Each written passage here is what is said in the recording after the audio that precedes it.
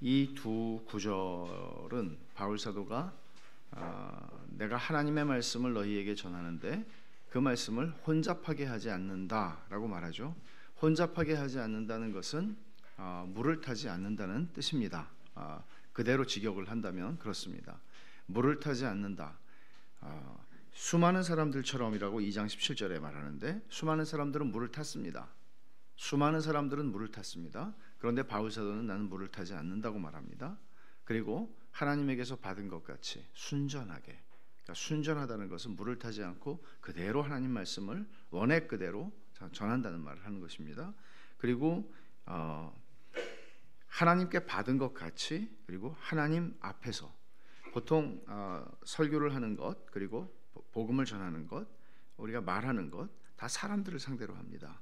그러나 바울 사도는 하나님 앞에서 내가 말한다고 얘기합니다. 그러니까 하나님을 의식하는 것이죠.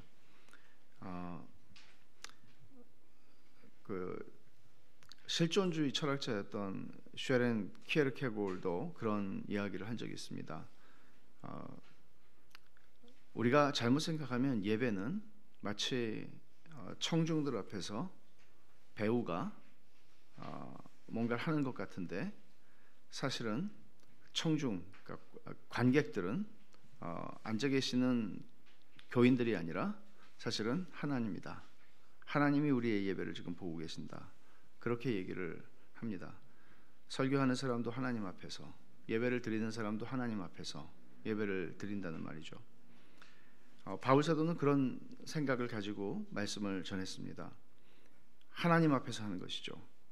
단순히 사람들에게 어떤 칭찬과 사람들에게 어떤 좋은 이야기들을 듣기 위해서가 아니라 하나님 앞에서 그는 말한다고 얘기하고 그리스도 안에서 말한다고 얘기합니다. 2장 17절에서 그렇게 말한 바울 사도는 4장 2절에서도 똑같은 얘기를 합니다. 숨은 부끄러움의 일을 버리고 속임으로 행하지 않고, 이것은 수많은 사람들이 속임으로 행합니다. 바울 시대에 1세기 말하자면 예수 그리스도의 제자들인 사도들이 살아있었던 그 시대에 복음을 전한다고 하는 사람들이 교회 안에서 속임으로 행하고 물을 타는 이유는 사람들에게 인기를 얻기 위해서 물을 타는 것이죠. 사람들이 듣고 싶은 소리를 하는 것이죠. 갈라디아서 1장 10절에서 말한 것처럼 바울 사도가 내가 하나님을 기쁘시게 하랴 사람들을 기쁘게 하랴. 사람들을 기쁘게 하려면 얼마든지 속임으로 행하면 됩니다. 바울은 그렇게 하지 않겠다고 말하죠. 하나님 말씀을 혼잡하게 하지 않겠다고 다시 한번 말합니다. 하나님 말씀을 그대로 전하겠다고 말합니다. 그대로 전하게 될 때 어떤 일들이 일어났습니까? 고린도후서에서는 그대로 전했을 때 고린도후서에서만이 아니라 예수님이 복음을 전하셨을 때도 그랬고 언제나 복음이 구약 시대의 선지자들이 전했을 때에도 그랬습니다. 거짓 선지자들이 전하는 말은 모두가 기뻐했습니다. 일반적으로. 그러나 하나님의 종들인 선지자들이 하나님의 말씀을 받아서 그리고 모세의 율법을 연구하여 그 말씀을 전했을 때 사람들은 극렬하게 저항을 했고 잡아 가두었고 때리기도 하고 그렇게 했습니다. 힘든 것이죠. 하나님의 편에 선다는 것은. 그러나 이렇게 할 때 사람들이 구원의 역사가 일어나고 예수를 믿는 사람들은 이렇게 할 때 예수님께서 요한복음 17장 17절에 기도하신 것처럼 진리로 저희를 거룩하게 하옵소서. 하나님 백성은 진리로 거룩해지거든요. 근데 진리로 거룩해지는데 진리가 물이 타지 않고 진리가 선포돼야 진리로 거룩해지고 진리로 성장을 해요. 근데 신앙생활이라는 것은 기본적으로 주님께서 말씀하시기를 좁은 문으로 들어가라 말씀하셨어요.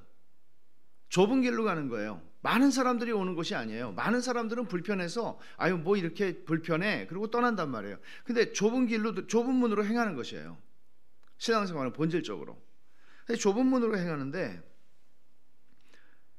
기본적으로 이거는 길이 좁고 협착한 곳이에요. 그런데 이걸 더 힘들게 만드는 사람들이 있어요. 그 사람들이 바로 거짓 교사들이에요. 더 힘들게 만들어요, 이 사람들은. 여러분 한번 생각해 보십시오. 신앙생활을 하다가 뭐 신천지든지 무슨 이단이든지 무슨 이단이 아니더라도 사이비 같은 데가 사실 이단이라고 이렇게 명명된 곳은 대래 뭐 나요. 근데 이단도 아니고 사이비 같은 그런 가르침들 속에서 인생의 몇 년을 10년을 혹은 그 이상을 속고 신앙생활하는 사람들이 있죠. 신앙생활 아니죠. 그래서 그게 깊은 늪에 빠지는 거예요. 그리고는 거기서 다시 건져냄을 받고 다시 참 복음의 도를 쫓아서 가는 사람들이 있습니다. 그 돌아보면 내 인생의 십수년을, 내 인생의 많은 세월을 내가 어찌 이렇게 거짓된 것에 속아서 살았던 거. 그러니까 이 절망의 늪과 같은 것들이, 낙심의 늪 같은 것들이 우리 인생에서 있는데, 이건 사실은 바른 진리를 분별하고 바른 말씀을 들으면 우리는 훨씬 더 이 길을 확신을 가지고 걸어갈 수 있는데, 그런 확신이 없이 이리 빠지고 저리 빠지고 도대체 내가 구원받은 거 맞나? 이런 생각들을 하면서 살아가는 게 사실은 거짓 교사들 때문에 그렇다는 것입니다. 오늘 말씀을 보면 이 크리스천이 절망의 늪에 빠졌던 것을 여러분 기억하실 것입니다. 절망의 늪에 빠져서 그 죄짐을 짊어지고 그냥 허우덕거리면서 간신히 자기가 나온 멸망의 성 반대편으로 나왔습니다. 근데 크리스티아나와 네 아들과 자비심은 이 절망의 늪에 빠지지는 않습니다. 좀 달라요. 절망의 늪에 멈추어 서게 되는 크리스티아나가 섰는데, 이제 이런 말을 하죠. 왕께서 이곳을 보수하도록 명하셨음에도 불구하고 늪이 예전보다 더 나빠진 것을 깨달았습니다. 그러니까 늪이, 절망의 늪에 빠지는 사람이 순례자들이 적지가 않은데, 자기 남편도 빠졌지만, 이게 왕이 여기를 보수해라 그렇게 했는데도 이게 어째 더 나빠진 것 같이 느껴지는 거예요. 더 지나가기가 힘든 거예요. 그러자 현명이라고 하는 분이 설명을 하기를, 그렇게 된 이유는 왕의 일꾼으로 자처하는 많은 자들이 말로는 왕의 대로를 보수한다고 하면서 보수는커녕 돌 대신 흙과 분뇨만 잔뜩 가져다 부었기 때문이죠. 바로 이게 거짓 교사들을 가리켜하는 얘기입니다. 하나님의 일꾼이라고 자처하면서, 광명의 천사라고 자처하면서, 그들은 실제로는 사탄의 일꾼이요 괴휼의 사자들인 것입니다. 거짓을 행하는 자들인 것입니다. 그러니까 그런 사람들 때문에 신앙생활을 해보려고 하는 사람들은 더 아주 절망의 늪에 빠져서 허우덕거리고 헤어나지를 못하는 일들이 일어나게 되는 것입니다. 복음에 물을 탔기 때문이죠. 결국은 야고보서에서 말한 것처럼 우리가 왜 미혹을 당할까요? 미혹을 당하는 것은 전부 자기 욕심에 끌려서 미혹을 당하는 것입니다. 내가 원하는 것이 있기 때문에 미혹을 당하는 것입니다. 하나님 외에, 그리스도 외에 다른 것을 내가 원하는 게 있기 때문입니다. 결국은 자기들도 들어가지 않고 천국 가는 순례자들도 넘어뜨리고 빠뜨리게 하는 일을 하는 그런 거짓 교사들의 모습을 비유적으로 이렇게 표현한 것입니다. 크리스티아나도 빠질 뻔한 일이 한두 번이 아니었지만 결국에는 무사히 늪을 건넜습니다. 건너자마자 이런 음성을 듣습니다. 믿는 여자에게 복이 있도다. 주께서 그에게 하신 말씀이 반드시 이루리라. 누가복음 1장 45절에 엘리사벳이 세례 요한을 아주 정말 늙음하게 세례 요한을 뵈서 임신을 해서 이제 찾아오는 마리아를 향해서 이 말을 해주는 것이죠. 믿는 여자에게 복이 있도다. 비교해 보세요. 남편인 크리스찬은 여기 빠져가지고 허우덕거렸어요. 그리고 결국은 빠져나왔죠. 그러나 한 사람은 그 늪을 경험하고는 나는 못 가겠다. 그렇게 하고는 유수는 돌아가 버렸습니다. 이런 일들이 일어납니다. 그러나 크리스티아나는, 그리고 네 아들과 자비심은 빠지지 않고 또 갑니다. 보면 남편이 보면은 좀 신경질이 날 법한 상황입니다. 신경질이 나면 안 되겠죠. 나는 빠졌어도 내 아내는 안 빠지게 하옵소서. 이게 남편들의 기도의 제목이어야 되겠죠. 놀랍게도 어떤 사람들은 빠지지만 어떤 사람들은 안 빠집니다. 우리의 신앙의 여정이 다 동일하고 다 똑같지 않습니다. 다 다르죠. 그러니까 이걸 보면 참 신비합니다. 하나님께서 우리의 인생을, 우리를 아시는 하나님께서, 제 생각에 크리스찬은 빠졌어도 간 사람이지만 크리스티아나는 아직 연약해서 여기서 또 머물러서 한 1년을 보내야 될지도 모르니까 하나님이 그렇게 하셨나? 그런 생각이 들어요. 여튼 하나님께서는, 우리를 아시는 하나님께서 이 절망의 늪을 어떤 사람은 빠지게 하시기도 하시고 또 어떤 사람은 지나가게도 하십니다. 그러나 이 절망의 늪이 점점 더 미끄러워지는 것은 거짓 교사들 때문입니다. 확신이 없이 신앙생활을 한다는 것은 어떤 것일까요, 여러분? 확신이 없이 신앙생활하는 거예요. 우리는 믿음으로 구원을 받습니다. 확신으로 구원을 받는 건 아닙니다. 그러나 하나님께서는 우리에게 확신을 주십니다. 믿는 자들에게 확신을 주십니다. 우리가 천국에 이를 때까지, 죽는 순간까지, 난 정말 구원받은 사람 맞나? 나는 죽으면은 주님을 만날 수 있을까? 이런 생각들을 하면서 늘 불안해하고 늘 확신이 없이 살아간다는 건 얼마나, 구원받은 사람이라 할지라도 그것은 얼마나 비참한 것입니까? 우리는 자비심에게서 이런 모습을 잠깐 보게 됩니다. 자비심은 확신이 없습니다. 크리스티아나는 확신을 가지고 그 길을 가고 있지만 자비심은 계속 흔들립니다. 그래서 이런 말을 하죠. 만약 나에게도 아주머니처럼, 크리스티아나처럼 좁은 문에서 따뜻하게 영접받는다는 확실한 소망만 있으면 절망의 늪 따위가 나를 실망케 하지 못하리라는 생각이 들어요. 그러니까 내가 아무리 절망의 늪에 빠진다 할지라도, 안 빠졌지만 빠진다 해도 확신만 있다면 내가 이 길을 걸어갈 수 있다는 거죠. 바로 그거예요. 예수를 믿는 사람들이 가지는 확신이 하는 일은 뭔가 하면, 확신은 우리가 고난의 절망의 자리에 떨어졌을 때 우리를 거기서 다시 힘을 얻어서 가게 해요. 포기하지 않게 해요. 확신이 있을 때. 그러니까 많은 순교자들이 하나님께서 주시는 특별한 확신을 순교의 그 순간에 누렸을 것이라고 보는 것입니다. 크리스티아나와 아이들, 그리고 자비심이 좁은 문 앞으로 다가가면서 가까이 갈수록 이제 고민하는 거예요. 어떻게 문을 열어달라고 해야 되는 것이지? 그리고 우리 중에서 누가 문을 열어달라고 해야 될까? 그리고 그 사람이 물으면 우리가 무슨 말을 대답을 해야 할까? 그러면서 이제 앞으로 가면서 연정자인 크리스티아나가 이제 문을 두드리고 말을 하겠다고 이제 대표로 이제 결정이 됩니다. 좁은 문에 도착을 해서 크리스티아나가 문을 두드립니다. 또 두드립니다. 근데 대답은 없고, 이게 조그마한 애완견이 짖는 소리가 아니고 무슨 사나운 새파트 같은 게 짖는 것 같이 왕왕 그런 소리가 들리는 거예요. 그러면 너무나 무섭잖아요. 그래서 잔뜩 겁을 먹습니다. 두들기지도 못해요. 근데 또 돌아갈 수도 없어요. 그래서 갈팡질팡하고 있는데 다시 한번 힘차게 문을 두드리자 안에서 문지기가 걔 누구요? 하는 소리가 들립니다. 크리스티아나가 우리 주의 이 고귀한 문을 함부로 두드린 계집종들에 대해 노여워하지 말아주세요. 얼마나 두려워하고 있습니까? 그리고 문지기가 말합니다. 당신들은 어디서 오며 무엇을 원합니까? 많이 들어본 얘기죠. 언제나 이거예요. 당신들은 누굽니까? 어디서 왔습니까? 그리고 무엇을 원합니까? 근데 여기서 중요한 거는 당신들은 뭘 알고 있습니까? 뭘 배웠습니까? 라고 묻지 않죠. 우리가 하나님 말씀을 배우고 깨닫는 것은 굉장히 중요합니다. 그러나 신앙이라고 하는 것은, 신앙은 곧 지식이다 그렇게 말하지는 않습니다.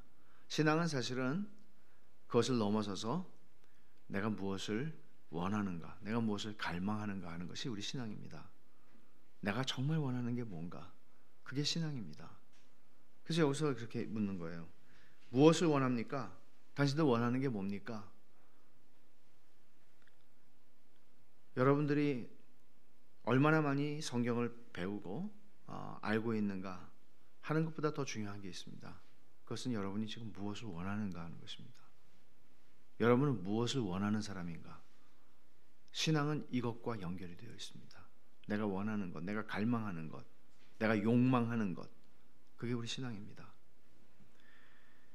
크리스티아나가 대답하죠. 기뻐하신다면 저희로 하늘나라로 통하는 길에 들어서게 해주십시오. 저는 크리스천의 아내입니다.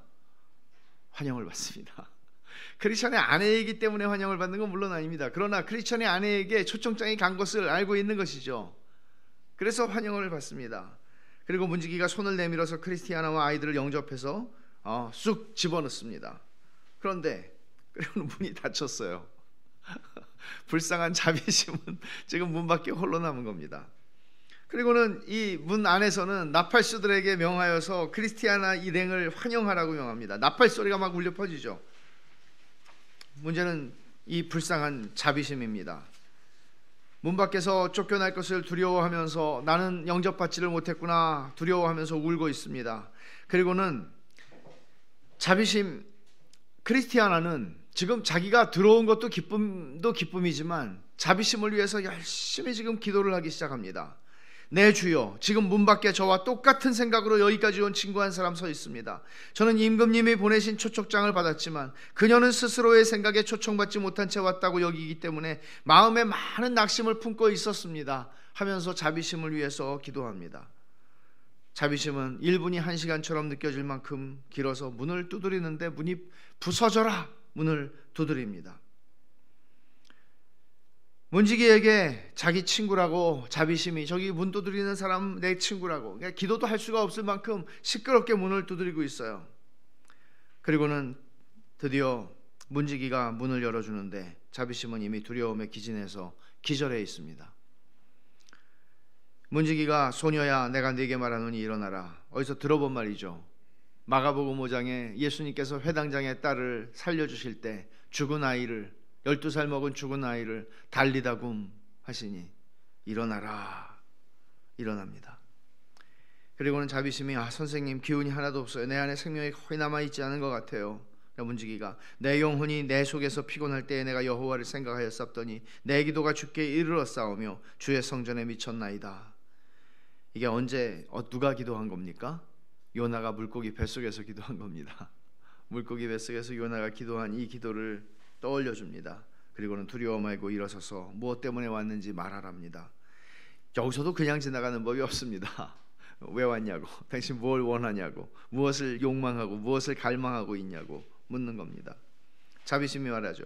저는 청함을 받지 않고 그냥 왔습니다.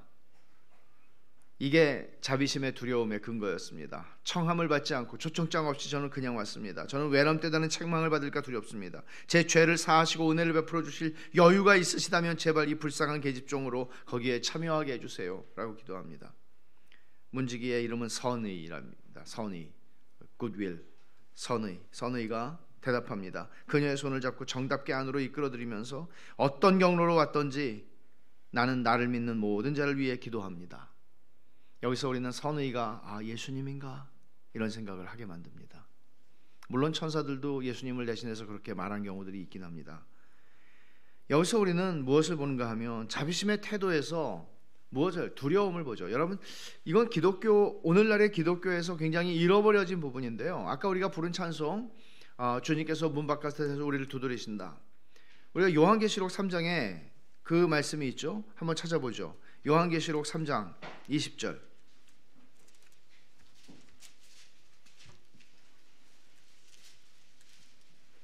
라오디게아 교회를 향해서 주님이 하신 말씀입니다. 한번 같이 읽어보겠습니다. 3장 20절. 볼지어다 내가 문 밖에 서서 두드리노니 누구든지 내 음성을 듣고 문을 열면 내가 그에게로 들어가 그로 덮고 그는 나와 더불어 먹으리라. 여러분 이 말씀은 사실 크게 문제는 없죠. 문제는 없지만 이 말씀은 라오디게아 교회를 향해서 하신 말씀입니다. 이 말씀은 복음을 듣지 못한 사람들이 이제 구원을 받아야 할 사람들에게 주님께서 하시는 말씀이 아니라 교회를 향해서 하시는 말씀입니다. 하지만 이 말씀은 많은 경우에 우리가 복음을 전할 때 당신이 마음을 열어야 한다고, 이렇게 당신이 마음을 열고 주님을 영접해야 한다고, 그런 말씀으로 우리가 많이 인용을 하고 있는 말씀이에요. 그러나 본래 이 말씀은 교회를 향해서 주신 말씀이라는 것을 우리가 알 필요가 있고, 이것과 관련해서 우리는 너무나 많은 경우에 우리가 구원을 얻는다, 우리가 하나님께 나아가 구원을 얻는다는 이 구원을 받는 것이죠. 수동적인 것이죠. 그런데 우리는 이것을 너무나 우리가 주도적으로 주님은 문 바깥에서 어쩌지 못해서 우리를 구원하시기를 원하시나 우리의 자유의지로 우리가 내 마음을 열어드려야만 우리가 구원을 받는 것처럼, 결국은 이 구원을 이루어지게 하는 것이 나의 자유의지로 내가 문 밖에서 두드리는 주님을 향해 문 열어드리는, 문 열어드렸으니 들어오세요 하는 것을 구원 얻는 것에 비유하는 것은 대단한 오해입니다. 성경은 그렇게 말하지 않습니다. 도리어 두드리라, 구하라, 찾으라. 계속해서 두드리라. 두드리고 또 두드리라. 찾고 또 찾으라고 말합니다. 구하여도 얻지 못하는 자가 있다고 성경은 말합니다. 이 차이가 어떤 결과를 가져왔을까요? 오늘날 대부분의 사람들은 예수를 내가 믿어주는 것입니다. 내가 결심하여 주는 것입니다.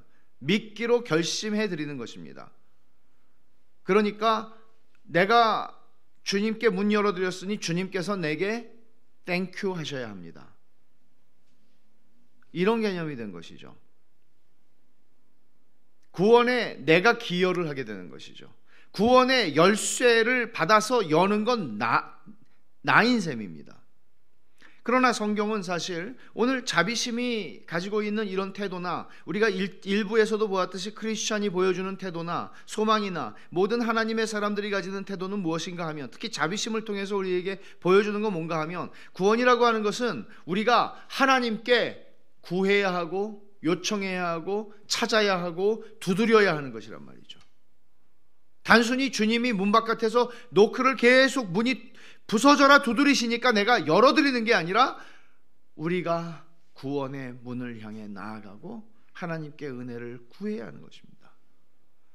이렇게 하다 보니 교회 안에는 구원을 열망하는 사람들의 존재가 없습니다. 영접만 하면 되니까요. 구원을 열망하며 문을 두드리는 사람이 없습니다. 내가 그냥 열어드리면 되니까요. 하나님이 하나님의 구원을 내게 베풀어 주시기를 원해서 간절히 그 은혜를, 구원의 은혜를, 주님 내가 구원받기를 원하는데, 자비심이 기도하는 것처럼, 크리스티아나가 기도하는 것처럼 그렇게 기도하는 사람들이 오늘날 없습니다. 영접 기도만 따라하면 되는 것이죠. 영접 기도는 뭡니까? 주님 문 열어드릴 테니 들어오세요. 내가 하는 겁니다. 심각한 오해죠.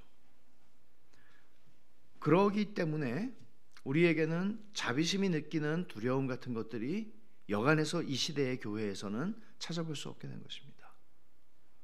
자비심이 느끼는 것과 같은 두려움, 내가 정말 구원받지 못하는 건 아닌가, 내가 정말 자신의 구원의 문제를 놓고 심각하게 진지하게 고민하는 사람들이 없는 것이죠.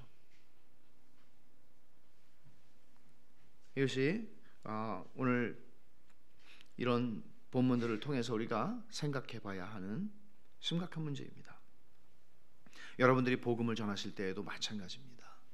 복음을 전할 때에도 그것이 내가 결정해서 마음문만 열면 주님이 들어오셔서 내가 구원을 받는 것이다, 그렇게 복음을 잘못 전하지 않으셔야 합니다.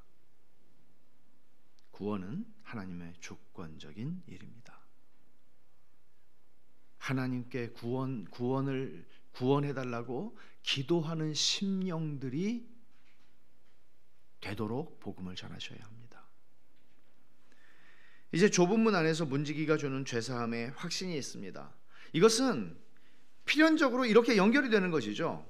말하자면 내가 구원받기를 열망하고 두려움 속에서 하나님 나를 구원해 주시기를 원합니다라고 기도했을 때 그때의 죄사함의 확신이 주어지지, 죄사함의 확신이라는 게 확신이 아니죠. 그냥 밋밋한, 당신은 이제 영접 기도를 했으니까 이제 당신은 하나님의 자녀입니다, 아무것도 느껴지지 않죠? 당연합니다, 이렇게 말하는 게 아닙니다. 일행은 주님의 영접을 받고 친절한 말씀을 듣고 우리는 우리 죄로 인해 걱정스러우니 주께 용서를 구합니다. 앞으로 어떻게 해야 할지도 가르쳐 주세요. 문지기 선의가 말합니다. 내가 말과 행동으로 당신들의 죄를 용서합니다. 말로 용서한다 함은 죄사함을 약속하는 것이요, 행동으로 용서한다 함은 내가 그것을 성취한 방법을 나타내는 것이요, 뭐예요? 십자가예요. 첫 번째 용서는 입맞춤으로 내 입술에서 취하십시오. 두 번째 용서는 곧 나타날 것입니다. 무슨 얘기예요? 크리스천이 갔던 경로를 한번 생각해 보세요. 좁은 문을 지나서 십자가를 만났어요? 십자가를 만나고 좁은 문으로 들어갔어요?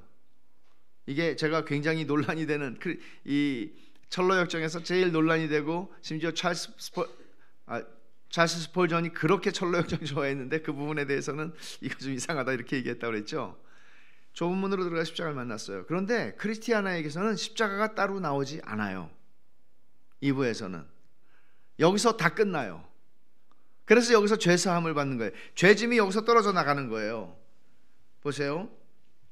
자기들의 죄로 인해서 걱정스럽다고 그러죠. 물론 시각적으로 지금 존 버녀는 크리스티아나와 네 아들과 자비심에게도 큰 죄짐을 맡겨두지 않았어요. 그러나 이미 크리스찬에게서 보여주었듯이 이것들이 그들에게 다 있어요. 이것 때문에 힘들어하고 두려워하고 걱정하고 있어요.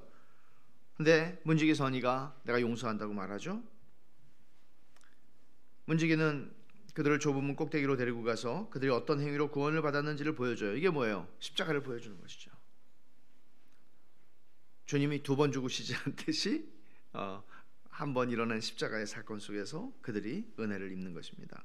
그리고 그들의 마음을 편안하게 해주기 위해서 그들이 도중에 길 가면서 보게 될 광경들도 이야기를 해줍니다. 여기서는 좁은 문과 십자가가 같이 등장한다는 것입니다.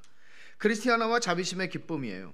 문지기 선이가 잠시 자리를 비우자 이제 얘기를 하는 거예요. 이제 구원받은 자들의 기쁨이 있는 거죠. 그러니까 그 기쁨을 나누는데 크리스티아나가 세상에 우리가 여기까지 들어올 수 있다니 얼마나 기쁜지 모르겠군. 자비심이 또 말해요. 아주머니도 기쁘시겠지만 저는 너무 기뻐서 깡총깡총 뛰고 싶어요. 그러니까 두려움이 컸던 만큼 기쁨이 큰 거죠. 당연하죠. 근데 오늘날에 우리는 내가 문을 열어서 주님을 영접한다는 이 개념 속에는 구원의 감격과 기쁨이 자리할 수가 없는 겁니다.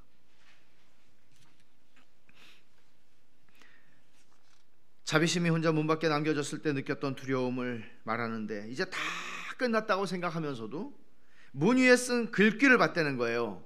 좁은 문 위에 글귀가 쓰여져 있는데 그게 성경 말씀이죠. 마태복음 7장 7절부터 8절. 두드리라 그러면 열릴 것이니라. 이 글귀를 보고 문을 두드리지 않으면 죽겠구나 하는 생각을 가지고 문을 세차게 두드렸다는 거죠.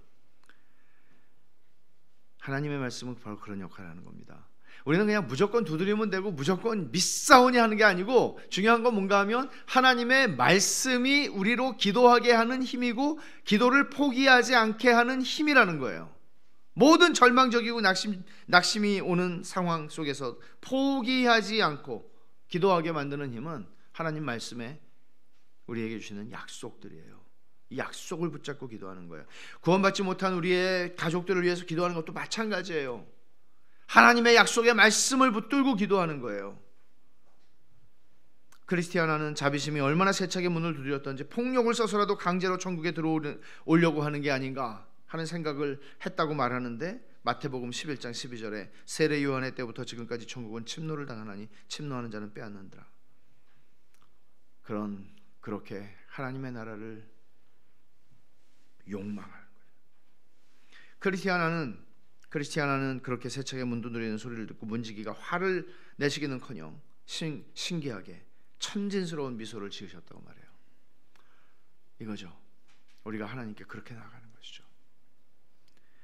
그리고는 문지기가 오니까 궁금했던 걸 물어보는데 그 개는 왜 길러가지고 우리를 무섭게 했냐고 물어요. 자비심이 얼굴을 땅에 댄 채로 아주 지금도 두려움 속에서, 그러니까 예수를 믿고는 그러니까 우리가 경박해지지 않는 것이죠. 예수를 믿고는 하나님의 두려우시 하나님을 경외하게 되는 것이죠. 그 태도를 잘 보여주잖아요. 그리고는 물어요. 주여 내가 주와 쟁변할 때에 주는 의로우시니이다. 그러나 내가 주께 질문하옵나니. 예레미야 선지자의 말씀. 그렇게 물어요. 왜 그렇게 겁나는 개를 기르냐고. 그러니까 이게 우리 임금님의 개가 아니고 이게 인접한 성에 사는 사람의 개인데 그 성 주인이 개임자인데 그 소리가, 개 짖는 소리가 여기까지 다 들린다는 거예요. 그 개를 기르는 목적은 단 하나인데 순례자들이 내게 오는 것을 두려워서 포기하게 만드는 것, 그게 이 개를 기르는 목적이랍니다. 그래서 때로는 개를 풀어놔서 개가 뛰어나오기도 하는데 그럴 때마다 내가 나가서 내 소유된 자들을 지켜준다고 말합니다. 그러니까 이런 얘기를 당신들이 듣지 않았어도 그따위 개가 짖는 소리 듣고 무서워하면 안 되지요. 이렇게 지금 문지기가 지금 약간 혼을 내요. 어떤 교훈을 줍니까? 크리스찬이 좁은 문 두드릴 때 어떤 일이 있었는지 여러분 기억하세요? 화살이 빗발치듯이 쏟아졌어요. 등 뒤에서. 이거 빨리 들어가지 않으면 뭐 화살에 맞아서 죽게 생겼다고요. 근데 그거 어디서 쏘는 거예요? 저 옆에 성에서. 그 성 주인이 누구예요? 바알세불, 마귀가 계속해서 좁은 문을 향해서 화살을 비오듯이 쏘아대는 것이죠. 들어갈 수 없도록. 근데 이번에는 또 개 짖는 소리로 겁을 주고 있는 거예요. 결국 마귀가 하는 일은 어떻게 해서든지 좁은 문으로 들어갈 수 없도록, 구원의 문으로 들어갈 수 없도록 하는 것입니다. 그것을 끝까지 합니다. 그러니까 우리가 예수를 믿었다는 것은 기적이죠. 근데 예수를 믿었다는 것은 사실은 그 믿음의 순간 그 끝까지 우리가 사람을 포기하지 않아야 되는 건 왜 그래요? 끝까지 마귀가 역사를 하거든요. 좁은 문으로 들어올 때까지. 그리고 좁은 문으로 들어온 다음에도 우리들을 되돌아가게 할 만한 두려움과 많은 일들을 마귀는 우리에게 시비를 거는 것입니다. 이제 문지기가 크리스티아나와 네 아들과 자비심을 보내줍니다. 예전에 자기 남편에게 해준 것처럼 먹을 것도 주고 발을 씻겨주고 예수님께서 하신 것이잖아요. 그리고 길 떠나는 걸 보살펴줘요. 크리스티아나가 너무 기뻐서 이제 노래를 부릅니다. 자기가 작곡한 노래죠. 복되도다 내가 순례자가 되는 첫날이요, 복되도다 나를 이렇게 감화시켜 주신 분이요, 영생을 찾는 일에 나중된 것은 사실이나 남편보다 안 가는 것보다는 늦게라도 가는 것이 낫겠기에 지금 나는 힘껏 달려가노라. 우리의 눈물이 변하여 기쁨이 되었고 우리의 두려움이 변하여 믿음이 되었도다. 우리의 출발이 이러했으니 우리의 마지막이 어떠할 줄 알겠네. 내가 첫째 줄에 그랬죠. 복되도다 내가 순례자가 되는 첫날이요. 구원받은 거예요. 구원받은 첫날 이제 출발을 하면서 이 기쁨과 이 감격을 지금 노래로 이렇게 표현을 하는데 370장 주 안에 있는 나에게 그 두려움이 변하여 그 가사가 그대로 생각이 나는 그런 찬송이죠. 여러분들에게는 이런 감격이 있으셨나요? 제가 지금 묻는 것은 이런 것입니다.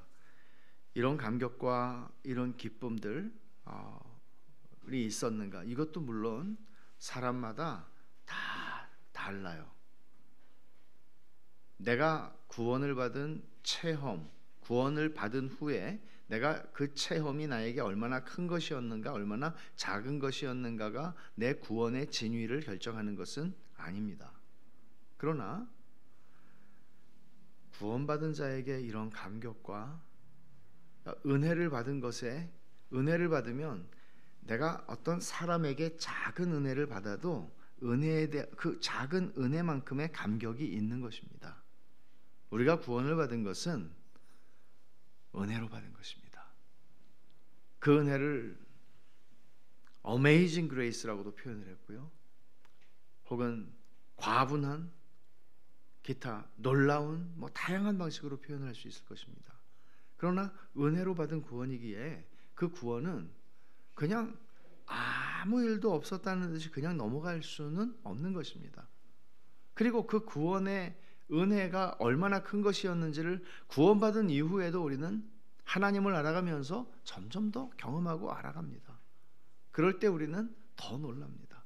더 감격합니다. 여러분, 이런 것들을 이런 은혜의 체험들을 가지고 살아가셔야 합니다. 참 중요합니다. 은혜를 받지 않으면 사람이 굳어집니다. 우리의 마음이 굳어지는 것은 참 위험한 일입니다. 은혜를 받아야 합니다. 오늘 이 말씀을 세 가지로 정리하려고 하는데, 첫째는 절망의 늪을 조심하라.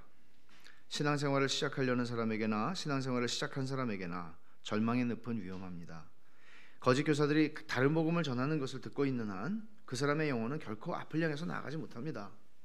아무리 열심히 생명을 주고 내 모든 재산을 갖다 바치고 내 모든 것들을 다 귀중한 것들을 갖다 놓는다 할지라도 그 사람의 신앙은 앞으로 가지 못합니다. 거짓 교사의 다른 복음을 분별하는 것은 정말 중요한 일입니다. 바른 복음을 분별하는 것 정말 중요한 일입니다. 시작할 때나 또 시작한 이후에나 이것은 참 중요한 일입니다. 그래서 우리는 우리의 인생을 정말 천천히 갈지라도 주님을 향해서 계속 걸어갈 수 있는 것입니다. 두 번째는 지치지 말고 은혜를 구하십시오. 지치지 말고 은혜를 구하십시오. 은혜를 구한다는 것은 하나님의 약속의 말씀을 붙잡고 가는 것입니다. 하나님의 약속의 말씀을, 하나님께서 은혜를 구하는 자들에게 주신 약속이 성경 안에는 너무너무 많고 풍부합니다. 그 약속, 시편을 한번 펼쳐놓고 보십시오. 한 면만 펼쳐놓고 봐도 시편에서는 은혜를 구하는 자들에게 주께서 얼마나 자비하게 은혜를 베푸시는 하나님이신지를, 하나님의 성품과 속성에 대해서 우리가 배우면 배울수록 하나님은 얼마나 은혜로우신 하나님이신지를, 하나님의 성품과 하나님의 약속과 하나님이 우리를 위하여 행하신 복음의 사건 위에서 우리는 은혜를 구하기를, 지치지 말고 은혜를 구해야 합니다. 하나님의 약속을 붙잡고 말씀을 가까이 하지 않으면 기도할 힘이 생기지 않습니다. 말씀을 가까이 하십시오. 그리고 말씀을 가까이 하는 것에서 끝나는 것이 아니라 그 말씀이 나로 엎드리게 하고 하나님 앞에 은혜를 구하게 하는 자리까지 가게 해야 합니다. 지치지 말고 은혜를 구하십시오. 세 번째, 두려워하지 마십시오. 인생을 살면서 두려움이라고 하는 것은 정말 피할 수 없는, 우리가 느끼는, 아담의 후손으로서 우리가 이 세상에서 느끼는, 아담이 제일 먼저 하나님이 자기를 부르셨을 때 아담아 어딨니? 그랬을 때 두려웠습니다. 이 두려움이 우리들에게는 많습니다. 장래에 대한 두려움, 내 자식들이 어떻게 될까에 대한 두려움, 우리의 삶에서 당장 내가 처해 있는 현실에서의 어떤 실패에 대한 두려움, 수도 없이 많습니다. 마귀가 하나님의 백성을 넘어지게 하는 한 가지 수단이 바로 두려움입니다. 이 두려움이 하나님께 나아가는 것을 두려워하게 하고, 하나님이 나를 더 이상 도와줄 수 없구나, 이제 끝이구나 라고 말하게 합니다. 이게 자비심이 말했던 거죠. 이제 끝이구나 라고 생각을 하는데 좁은 문 위에 쓰여진 글귀를 봤다고요. 여러분들이 끝이라고 생각할 때가 끝이 아닙니다. 그리스도인들에게 끝은 하나님이 정하십니다. 우리가 생각하는 절망으로서의 끝은 없습니다. 이 두려움이 많으면 순종할 수가 없습니다. 하나님께, 우리의 하나님께 순종할 수 없게 만들어요. 두려움이 커지면 순종했다가 이거 어떻게 되는 거야? 순종하면 이거 망하는 거 아니야? 이런 두려움들이죠. 순종할 수 없게 해요. 순종함으로써 나타나게 될 상황들을 미리 생각하고 지레 겁을 먹고 반대의 길을 걸어가게 되는 것입니다. 그래서 두려움은 곧 불신입니다. 불신앙입니다. 성경은 수없이 두려워하지 말라고 말하죠. 두려워하지 말라, 두려워하지 말라, 두려워하지 말라. 디모데후서 1장 7절에서는 두려움은 하나님이 주시는 마음이 아니다 라고 말합니다. 여러분들의 삶 속에서 두려움이라고 하는 게 불현듯, 내가 의식하고 있는 두려움도 있지만 어떤 순간 불현듯 여러분 안에 두려움이 일어날 때 그것을 어떻게 처리해야 되겠습니까? 약속의 말씀을 생각하십시오. 두려워하지 말라, 내가 너와 함께함이니라.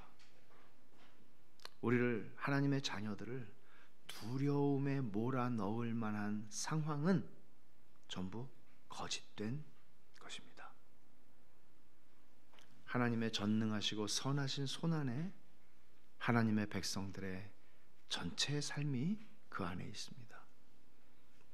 우리가 하이델베르크 요리문답 1번으로 지난 3개월 동안 신앙 고백을 했던 것, 하나님이 허락하시지 않으면 우리의 머리털 하나도 마귀가 건드릴 수 없습니다.